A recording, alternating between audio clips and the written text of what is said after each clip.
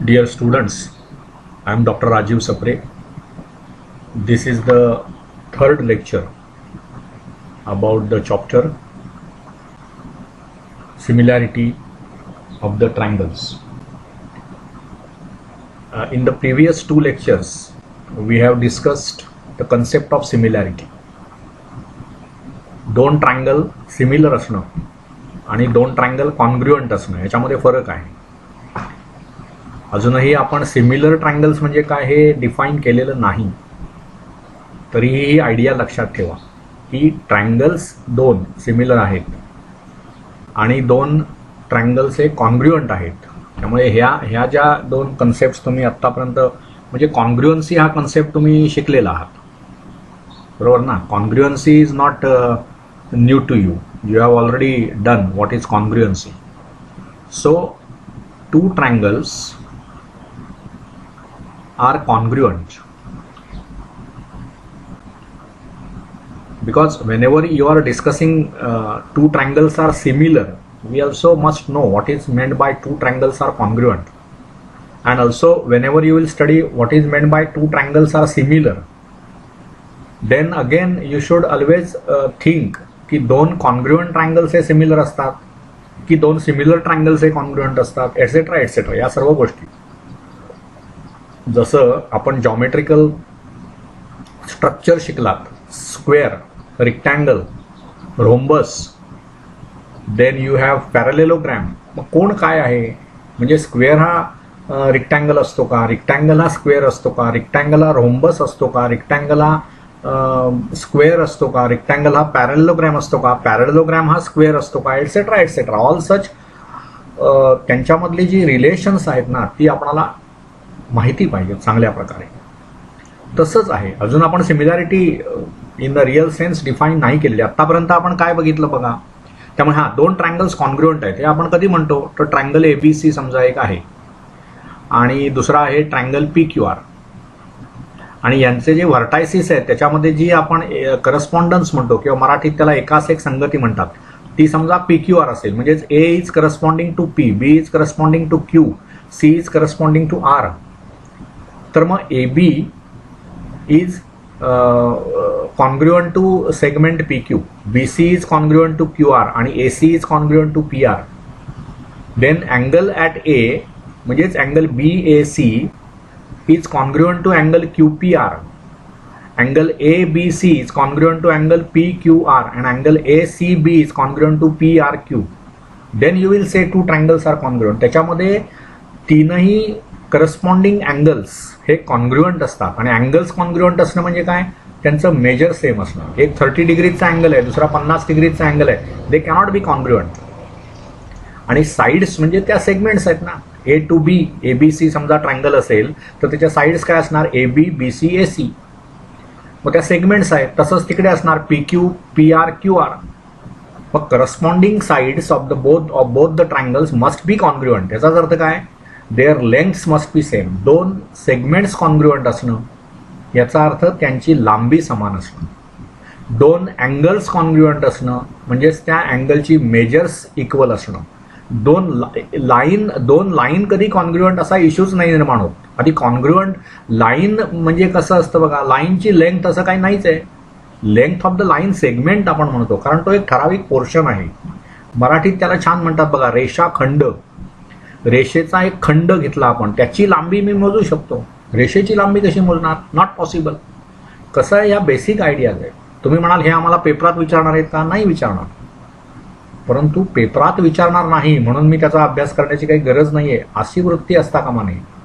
आपणाला सर्व गोष्टी चांगल्या तयार पाहिजेत, त्यातल्या मागचं नॉलेज आपल्याला पाहिजे त्या सर्व गोष्टींचं. ठीक आहे. तर आपण गेल्या दोन लेक्चर्समध्ये काय बघितलं बघा. समजा एक ट्रायंगल आहे ABC आणि दुसरा ट्रायंगल आहे PQR. तर आपण असं म्हटलं की या ट्रायंगलचा बेस समजा B1 असेल, हाईट H1 असेल, या ट्रायंगलची बेस B2 असेल आणि हाईट H2 असेल. तर मग एरिया ऑफ ट्रायंगल ABC, मी हे जरा रिव्हाइज करतो आहे, नेहमी मी रिव्हाइज करतो आधीच्या लेक्चर्सच्या गोष्टी कारण त्याला एक लिंक येते. मग नाहीतर आपण ॲब्रप्टली काहीतरी सुरुवात केली याच्यात गंमत नाही. तर हा जो area of triangle ABC upon area of triangle PQR म्हणजेच काय, ratio of the areas of this two triangles. त्याचा काय विषय बघितला आपण, तर it is ratio of B1 into H1 upon B2 into H2. म्हणजे पहिल्या ट्रायंगलचा बेस आणि हाईट यांचा गुणाकार divided by product of base and height of the second triangle. हा त्या एरियांचा रेशो होतो. आता ऑब्व्हियसली दोन ट्रायंगल्सचा समजा बेस सेम असेल, बेस सेम असेल म्हणजेच काय, त्या बेसची लेंथ सेम आहे, तर मग B1 आणि B2 सेम असणार. कॉमन सेन्स आहे, ते कॅन्सल होतील. म्हणजेच तो रेशो फक्त काय असेल, H1 आणि H2 यांचा रेशो. म्हणून आपण असं म्हटलं की Wien the two triangles have same base. Same base याचा अर्थ काय, दोन्ही ट्रायंगलच्या बेसची लांबी समान आहे, तर मग त्या दोन्ही ट्रायंगलच्या एरियाचा रेशो हा त्यांच्या हाईटच्या रेशो एवढा असणार, H1 आणि H2 यांच्या रेशो एवढा. आणि मी सांगितलं काल तुम्हाला H1 आणि H2 यांचा रेशो म्हणजेच काय, H1 upon H2. Do you understand. तसंच आणखी काय आपण व्हॅरिएशन बघितलं, जर हाईट्स दोन्ही ट्रायंगलच्या सेम असतील, म्हणजे यात एबीसी या ट्रायंगलची हाईट समजा 6 सेंटीमीटर आहे, पीक्यूआरची हाईट पण 6 सेंटीमीटर आहे, त्यामुळे हे H1 आणि H2 सेम झाले, मग ते कॅन्सल होतील. म्हणजे त्यावेळी तो रेशो काय असेल, फक्त B1 अपॉन B2. आणि जर दोन्ही ट्रायंगलचा बेस आणि हाईट पण समान आहे, इथे बेस समजा 6 सेंटीमीटर आहे, हाईट 6 सेंटीमीटर आहे, किंवा हाईट 4 सेंटीमीटर आहे, बेस 6 सेंटीमीटर, तेच इथे आहे, हाईट 4 सेंटीमीटर, बेस 6 सेंटीमीटर, तर ते दोन्ही कॅन्सल होतील. म्हणजे तिथे काय झालं, B1 आणि B2 सेम आहेत, H1 आणि H2 पण सेम आहेत, so both the things will be cancelled. म्हणजे रेशो काय येईल, 1 येईल. याचाच थोडक्यात अर्थ काय झाला, areas of both the triangles will B same. कधी सेम असणार, Wien both have same base and height. इथपर्यंत आपण काल काम केलेलं होतं त्यावेळी. ठीक आहे. Now we will go for, आणि काही एक्झरसाइजेस आपण केले होते, त्यातला आपण एक सॉल्व्ड प्रॉब्लेम्स जे आहेत, मी नेहमी सांगत आलोय तुम्हाला की you should always study the solved problems. That helps you to understand how and what is expected from you. ठीक आहे. तर आता हा चौथा प्रॉब्लेम बघा. इथे काय झालं बघा इथे in adjoining figure triangle ABC, बघा हा जो ट्रायंगल आहे ना ABC, okay, the point D is on side AC. AC ही जी साइड आहे ना त्याच्यावर हा पॉइंट D आहे. ओके. इफ AC इज 16, त्यांनी म्हणजे 16 दिलेलं आहे, DC 9 दिलेला आहे. DC म्हणजे कुठला भाग, हा भाग DC 9 दिलेला आहे. आणि BP is perpendicular to AC. हे BP जे आहे ते AC ला परपेंडिक्युलर. म्हणजे ही जर मी फिगर अशी काढली, बघा आपण समजा ही अशी फिगर काढली, जरा वेगळ्या प्रकारे आपण काढूया म्हणजे ते तुमच्या लक्षात येईल. काय केलंय बघा, इथे एक ट्रायंगल आहे, हा असा, ओके, ABC हा ट्रायंगल आहे. सॉरी, त्याचा व्हर्टेक्स B आहे ना, त्यामुळे इथे आपण B घेऊया, इथे आपण A आणि C असं घेऊ. Okay. Now you have dropped perpendicular from B to the side AC. हा समजा तो परपेंडिक्युलर असेल,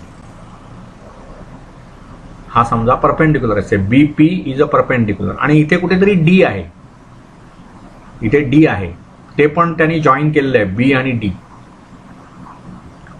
आता त्यांनी दिलंय काय बघा तुम्हाला, point D is on the side AC. ते घेतलं आपण, D हा AC या साइडवर पॉइंट आहे, आणि AC त्यांनी 16 दिलंय. म्हणजे ही जी संपूर्ण लांबी आहे त्या बेसची ती 16 आहे. ओके. आणि काय दिलंय बघा, DC 9 दिलेलं आहे तुम्हाला. म्हणजे इथून इथपर्यंत DC ही जी लांबी आहे ना ती 9 आहे, बरोबर आहे. म्हणजेच काय झालं बघा, तुम्हाला हे माहिती आहे ना की A हॅश म्हणजे डॅश D डॅश P आणि डॅश C, त्याच्यामधलं काय दिलंय बघा, A टू C ही जी लांबी आहे ती 16 दिली आहे तुम्हाला. आणि दुसरं काय दिलंय की D टू C म्हणजे ही जी लांबी आहे ही तुम्हाला 9 दिलेली आहे. मग आता तुम्हाला हे माहिती आहे की AC जे आहे ना, म्हणजे काय होणार बघा, AC will be same as what, AD plus DC. का असं, तर A dash D dash C, मग त्यातलं AC 16 आहे, बरोबर ना. आणि DC आपणाला किती दिलंय बघा, 9. म्हणजे हे जे DC आहे ते 9 आहे. म्हणजेच मला AD ची लांबी मिळेल, AD प्लस 9. म्हणजेच तुम्हाला AD किती मिळणार बघा, AD विल बी 16 मायनस 9 म्हणजे 7 येईल. बघा इथे AD 7 आलेलंच आहे त्यांचं. आता त्यांनी काय विचारलंय तुम्हाला, BP is perpendicular to AC, म्हणजे हे जे बीपी आहे हे परपेंडिक्युलर आहे एसीला. म्हणजे ह्यातला कुठलाही ट्रायंगल तुम्ही घेतला तर त्याची हाईट किती येणार, म्हणजे ट्रायंगल्स आधी इथे किती तयार झाले बघा. एक झाला बी ए डी, दुसरा झाला बी डी सी, तिसरा झाला बी पी सी, चौथा झाला बी कुठला झाला बघा बी डी सी. असे अनेक ट्रायंगल्स तयार होतील, परंतु त्या प्रत्येकाची हाईट काय असणार, बी पी, बरोबर ना. मग आता तुम्हाला त्यांनी काय विचारलंय, सर्व ट्रायंगल्स जे कुठलाही ट्रायंगल तुम्ही घेतला तरी त्याची हाईट बीपीच असणार आहे. म्हणजे इथे आता त्यांनी बघा काय पहिलं विचारलंय बघा तुम्हाला, तर area of triangle ABD divided by area of the triangle ABC. पण काय होणार बघा, तुम्ही लक्षात घ्या ना, ए बी डी हा ट्रायंगल आणि दुसरा कुठला मेन ए बी सी, या दोघांची हाईट सेम आहे. आणि आत्ताच आपण डिस्कस केलं, हाईट जर सेम असेल तर त्यांच्या एरियांचा रेशो हा त्यांच्या बेसच्या रेशो एवढा असणार. मग आता बेस काय बघा, ए बी डी हा जर ट्रायंगल घेतला तर त्याचा बेस बी डी आहे, बरोबर ना. म्हणजेच मी काय लिहिणार, ते ए बी डी जर मी घेतलं तर, सॉरी बी डी नव्हे, ए डी हा बेस झाला म्हणजे ए डी, आणि divided by A B C हा जो ट्रायंगल आहे त्याचा बेस काय झाला, ए सी. मग ए डी किती आहे माझ्याकडे बघा, ए डी 7 आहे आणि ए सी किती आहे तर ते 16 आहे. That is given to you. So पहिला जो रेशो आहे ना तो 7/16. आणि इथे मला काय रिझनिंग देता येईल, triangles having same height, triangle having equal heights. ठीक आहे. आता पुढचं काय म्हटलंय बघा त्यांनी, triangle they want to find area of triangle BDC and divided by area of the triangle ABC. बघा आता BDC म्हणजे कुठला ट्रायंगल आहे, BD आणि C. बरं, याची हाईट काय होणार, BPच होणार आहे आणि ABC ची पण हाईट तीच आहे. त्यामुळे हे दोन्ही ट्रायंगल्स जे आहेत BDC आणि ABC दोघंही समान हाईट्स असणारे ट्रायंगल आहेत, equal heights. So the ratio of their areas will be equal to ratio of their bases. So what is the base of the triangle BDC. बघा BDC हा जो ट्रायंगल आहे त्याचा बेस काय होणार, DC, बरोबर ना. सो DC आणि ABC त्याचा बेस आहे AC. मग DC upon AC, now you have calculated DC, you know, आपल्याला दिलेलंच आहे ना बघा, DC इज 9, त्यामुळे ते होणार 9/16. ओके. आणि तिसरं त्यांनी विचारलंय area of triangle ABD, area of the triangle ABD divided by area of the triangle BDC, BD आणि C. मग आता इथे बघा ना, तुम्ही विचार करा, ABD हा जो ट्रायंगल आहे ना, म्हणजे कुठला बघा, A B आणि D, त्याचा बेस काय आहे, AD. So it will B AD आणि डिवायडेड बाय BDC. तर BDC ट्रायंगल कुठे आहे बघा, B D आणि C, मग त्याचा बेस किती आहे, DC. त्यामुळे AD upon DC. What is AD, AD किती दिलेलं आहे आपल्याला, इथे आपण लिहिलंय ना बघा, आर दे गिव्हिंग AD आपण कॅल्क्युलेट केलं बघा, AD is 7. So it will be 7 upon DC. DC you are given as 9. See इथे दिलंय DC म्हणजे 9. So this is 7/9. So these are the ratio. हे तीनही ट्रायंगल्स म्हणजे इथे पण आणि इथे पण मला काय रिझनिंग देता येईल, हेच ट्रायंगल्स हॅव्हिंग इक्वल हाईट्स. इथे लिहा तुम्ही, I leave it to you as these are the triangles having equal heights. Write it there. Here also काय लिहिणार आपण, ट्रायंगल्स, कुठले ट्रायंगल्स, ज्यांचे आपण एरियांचा रेशो काढला, triangles having equal heights. Understood. See नाव this is how you have to use the previous results. मी प्रत्येक चॅप्टरच्या वेळी निश्चितच हे तुम्हाला सांगत आलो की मॅथमॅटिक्स म्हणजे कसं असतं माहिती आहे का, you have to use previously done results. तुम्हाला त्यांच्यावर कमांड पाहिजे की मग सर्व आपल्याला यायला लागतं. कुठला रिझल्ट मला कुठे वापरावा लागेल माहीत नाही. So you should be well prepared with all these results. इथे आपण कुठला रिझल्ट वापरला, ज्यावेळी दोन ट्रायंगलची हाईट समान असते, इक्वल असते, त्यावेळी त्या दोन्ही ट्रायंगलच्या एरियांचा रेशो हा त्यांच्या बेसच्या रेशो एवढा असतो. पहिल्या ट्रायंगलचा बेस डिवायडेड बाय दुसऱ्या ट्रायंगलचा base. Okay, so I hope you understand this problem. This is not at all difficult. One can easily understand, manage it. तुम्हाला हे आता सवय लागली पाहिजे. आणि कसं आहे माहिती आहे का, एकदा तुम्ही 10वी वगैरे पास झालात की चांगल्या प्रकारे तुम्हाला सेल्फ स्टडीची सवय लागली पाहिजे. स्वतः शिकत राहायचं, स्वतः वाचायचं पुस्तक, टेक्स्ट बुक वाचलं पाहिजे तुम्हाला दिलेलं आहे ते. Okay, so all this we have done now. Now see they have said remember this. हे जे रिमेंबर धिस आहे ना, हे एकत्र करा तुम्ही. तुम्ही एक स्वतंत्र वही तयार करा. त्या वहीमध्ये 9वी आणि 10वीचे सर्व फॉर्म्युले चॅप्टर वाईज त्या फॉर्म्युल्यांचं एकत्रीकरण करा. आणि तसंच 9वी आणि 10वीमध्ये अल्जिब्रामध्ये आणि जॉमेट्रीमध्ये जे जे रिझल्ट्स तुम्ही केलेत त्या रिझल्ट्सच्या स्टेटमेंट्स लिहा. That will be very useful collection of the things. कारण आपल्याला हेच रिझल्ट्स पुढे वापरावे लागतात. त्याच्या सिद्धतांची काही गरज नसते, सिद्धतेची काही गरज नसते. तुम्ही जेव्हा पुढे प्रॉब्लेम सोडवताना बेसिक प्रपोर्शनॅलिटी थिअरम वापराल. समजा सिमिलर ट्रायंगल्सच्या बाबतीत जो बेसिक प्रपोर्शनॅलिटी थिअरम आहे तो जेव्हा तुम्ही वापराल त्यावेळी त्याची प्रूफ लिहाल, तुम्ही सिद्ध कराल. परंतु पुढे प्रॉब्लेम सोडवताना त्या प्रूफची काही गरज नसते. त्यामुळे आपल्याला स्टेटमेंट्स चांगल्या माहिती पाहिजे आणि त्या स्टेटमेंट्स मला पुढे कशा वापरायच्या प्रॉब्लेम सॉल्व्हिंगला हे कळलं पाहिजे. ठीक आहे, आता इथे एक्झरसाइज जो प्रॅक्टिस सेट 1.1 आहे त्यातले 1, 2, 3 प्रॉब्लेम्स आपण डिस्कस करू. पहिलाच प्रॉब्लेम बघा, base of a triangle. Problem number 1 from 1.1. काय आहे बघा, base of the triangle is 9 and height is 5. So let base and height HT, I will write for height of first triangle B1 and H1. B1 and H1. So what is B1? They have given base is 9, height is 5, H1 is 5. Then let base and height of another triangle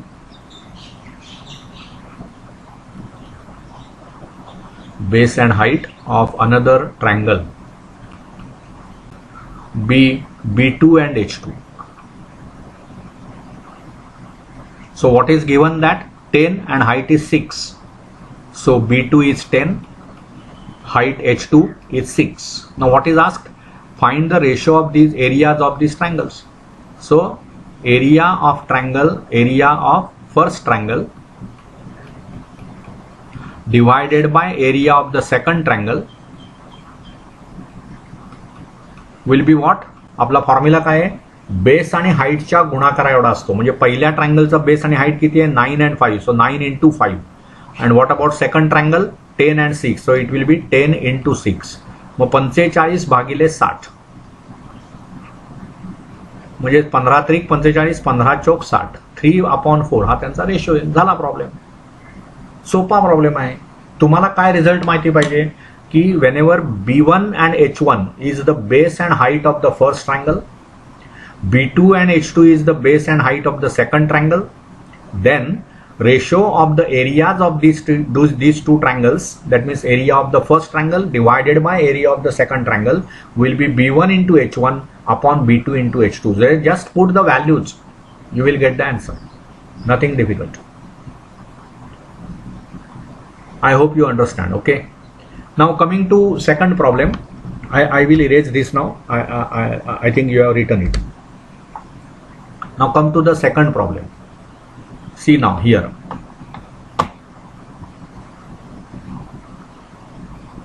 इथे बघा, in the figure 1.13, okay, I will draw that figure here. It is very simple, but see what you should note there. See, it is something like this. One triangle is there, which is right angle triangle. Okay, and another is here. Okay, here it is 90 degrees. I am drawing rough figure, so you have to assume that this is right angle AB, and here it is C, here it is D. Now you can easily observe here that ABC is one triangle, triangle ABC. What is base of this? See, base is AB, height BC. Now when you consider triangle ABD, again you can see base is AB, height is what? AD. एक आधी लक्षात घ्या की कुठलाही काटकोन त्रिकोण ज्यावेळी असतो ना, त्यावेळी काटकोन करणाऱ्या ज्या भुजा आहेत ना, आता समजा तुम्ही हा काटकोन त्रिकोण घेतला, त्याच्यामध्ये आपण बेस समजा AB घेतला, तर काटकोन करणारी जी दुसरी भुजा आहे BC, ती त्याची हाईट असणार. तुम्ही समजा BC हा बेस घेतला तर ही हाईट येईल. समजलं ना? आत्ता इथे ह्या ट्रायंगलच्या बाबतीत काय होणार, दोन्ही ट्रायंगलचा बघा बेस समान आहे AB, त्यामुळे आपणाला काय माहिती आहे की ह्या दोन्ही ट्रायंगलच्या एरियांचा रेशो हा कसा असणार, बेस समान असल्यामुळे हाईटच्या रेशो एवढा असणार. मग आता त्यांनी डेटा तुम्हाला दिलेला आहे बघा, AD is perpendicular to AB असं दिलेलं आहे, BC is perpendicular to AB असं दिलेलं आहे. So this BC is height of this triangle आणि here height is AD. So we can say in triangle, okay, we have written here height is BC, height is AD, and both bases are same. Okay, so what I can say now here, BC is 4 we are given, so this is 4. Then what? AD is 8 given, this is 8. Then you have to find ratio of area of triangle ABC divided by area of the triangle ADB. So it will be what? As the base are same, base is same, किंवा तुम्ही लिहा ना, it is AB into BC, base आणि height पहिल्या ट्रायंगलचा त्यांचा product divided by base and height of the second triangle AB into AD. मग AB कॅन्सलच होणार आहे. So it will be just ratio of the heights of this two triangles. मग त्यांचे heights काय आहेत बघा, पहिल्या ट्रायंगलचे हाईट किती आहे BC, what is the value of BC? 4. So it will be 4 upon AD is the height of the second triangle. AD is given to you as 8. So 4 upon 8. So it is what? 1 upon 2. Done. त्यामुळे हे साधे problems आहेत की ज्याच्यामध्ये तुम्हाला असं सांगितलेलं आहे त्यांनी की ज्यावेळी तुम्ही ट्रायंगल्सच्या एरियांच्या रेशोबाबत काही कॅल्क्युलेशन करत असाल तर तुम्ही ऑब्झर्व करा की बेस आणि हाईट्स काय आहेत. बेस आणि हाईट्स दोन्ही ट्रायंगलचे, समजा पहिल्याचा बेस B1 आहे, दुसऱ्याचा B2 आहे, पहिल्याचा H1 आहे हाईट, दुसऱ्याची H2 आहे, तर मग आणि त्याच्यात काहीच इक्वल नसेल, समजा B1 आणि B2 इक्वल नाहीत, H1 आणि H2 पण इक्वल नाहीत, तर बेसिक रिझल्ट की ratio of their areas will be B1 into H1 upon B2 into H2. परंतु ज्यावेळी असं नसेल, B1 समजा B1 आणि B2 इक्वल असतील तर एरियाज ऑफ द म्हणजे ratio of areas of the triangles will be equal to areas of their heights. Height समान असतील तर एरियाचा रेशो जो असेल तो रेशो ऑफ देअर बेसिस असा असेल. याच्यावर आधारित हे प्रॉब्लेम्स आहेत, हे तुम्ही त्यातलं लक्षात घ्या. Okay, so I will stop here in this lecture. I hope you understood what ever is discussed in this. In the next lecture we will do some more problems and possibly go further to see certain theorems which are expected from you. Okay, so bye. Also again I appeal you to subscribe my channel Maths Made Easy by Dr. Rajiv Sapre, so that you will be able to listen all these lectures and take advantage of all these lectures. Thank you.